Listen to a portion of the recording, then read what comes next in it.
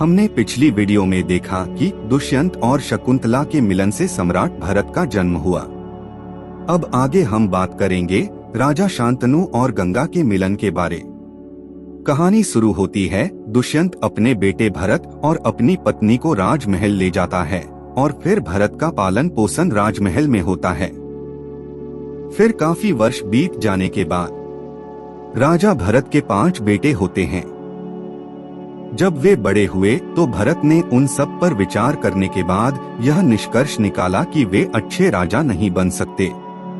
पहली बार किसी राजा ने ऐसी समझदारी की बात की थी कि सिर्फ राजा का बेटा होना राजा बनने के लिए काफी नहीं है। उन्होंने यह तय किया कि सिर्फ राजा के घर पैदा होने से कोई राजा बनने के योग्य नहीं हो जाता।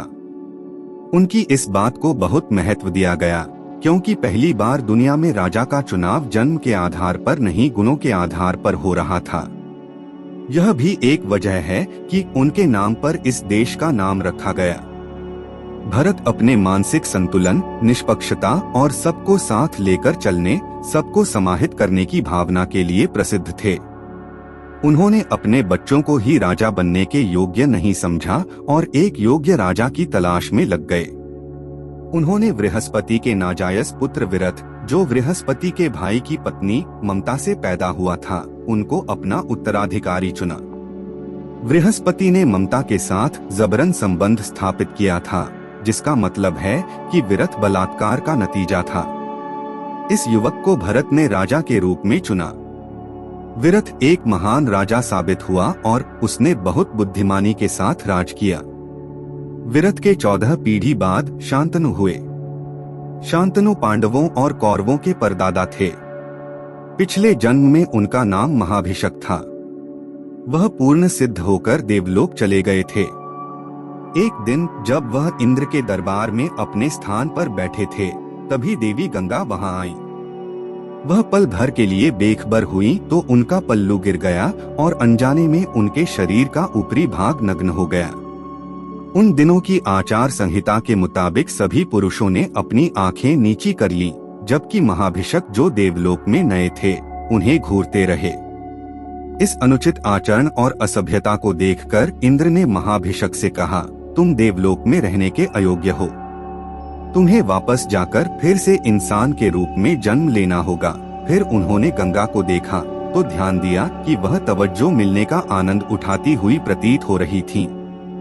इंद्र ने गंगा से कहा, यह पूरी तरह अनुचित है। तुम्हें भी वापस जाकर एक इंसान के रूप में जन्म लेना होगा। तुम्हें इंसान की सारी पीड़ाओं और सुखों को भोगना होगा। जब तुम अहंकार से मुक्त हो जाओगी तब तुम वापस आ सकती हो। महाभिषक का शांतनु के रूप में पुनर्जन्म हुआ। किसी समय वह गंगा से मिले। उन्हें अपना पिछला जन्म याद नहीं था, मगर गंगा को याद था। गंगा ने उन्हें अपनी ओर आकर्षित करने की कोशिश की, मगर राजा होने के कारण वह इधर उधर भटक रहे थे। शांतनु एक अच्छे शिकारी थे।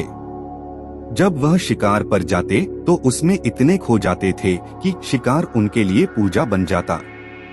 एक बार कई हफ्तों तक वे गंगा के तट पर शिकार करते रहे और शिकार में पूरी तरह खोए रहे। नदी पास से ही बह रही थी, मगर वह मछुआरे नहीं, एक शिकारी थे। उनका ध्यान शिकार पर रहता था। उन्होंने नदी पर कोई ध्यान नहीं दिया। गंगा इंतजार करती रही। आमतौर पर जब भी उन्हें भूख प्यास लगती या किसी चीज की जरूरत होती तो उनके सेवक उनके सामने वह पेश कर देते।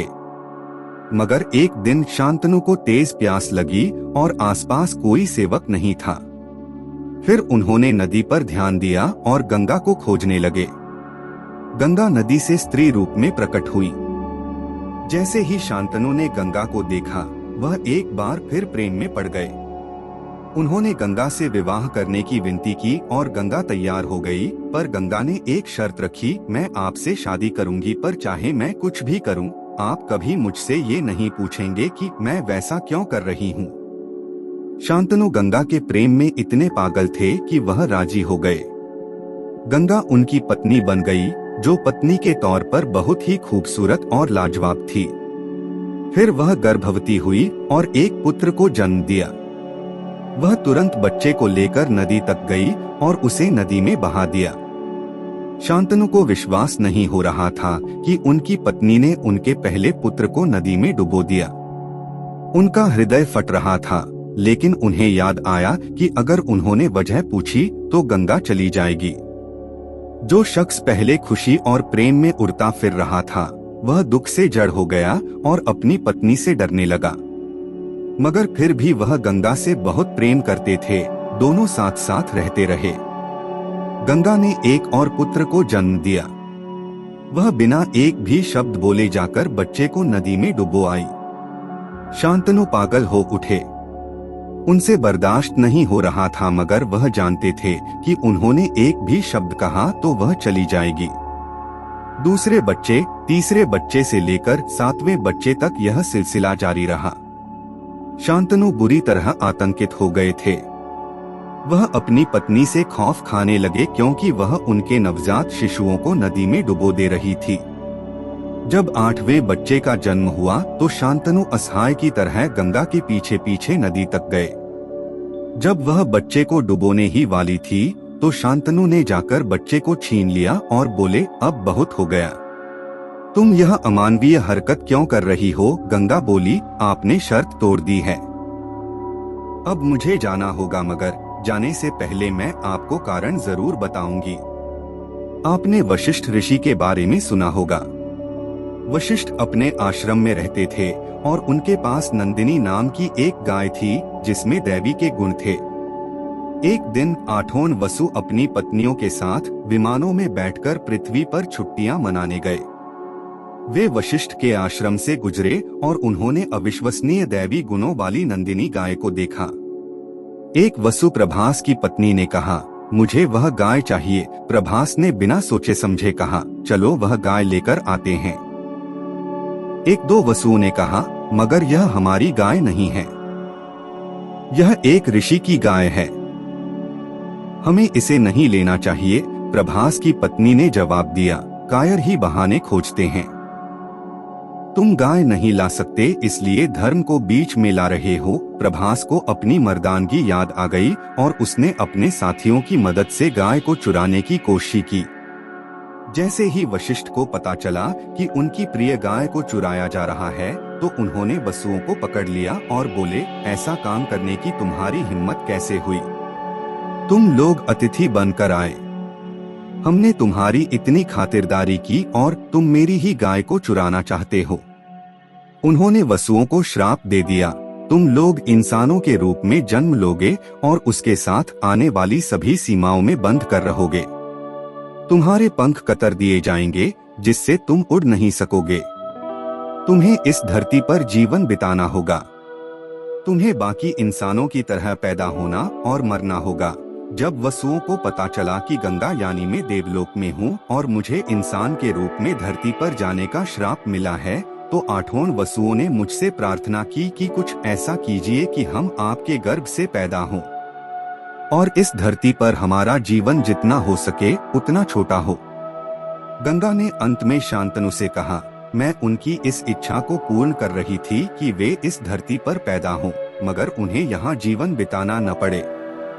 वे जल्दी से जल्दी इस श्राप से मुक्त होना चाहते थे, इसलिए मैंने 7 को लंबा जीवन जीने से बचा लिया।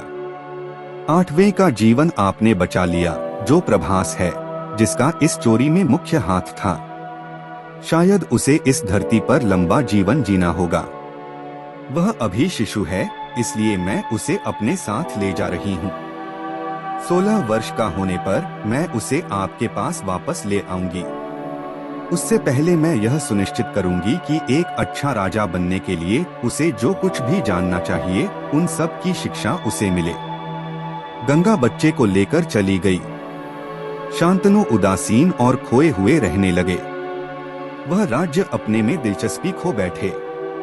कभी महान राजा रहा इंसान एक निराश और हताश व्यक्ति बन गया था। वह निराशा में इधर उधर भटकने लगे। उन्हें समझ नहीं आ रहा था कि वह क्या करे।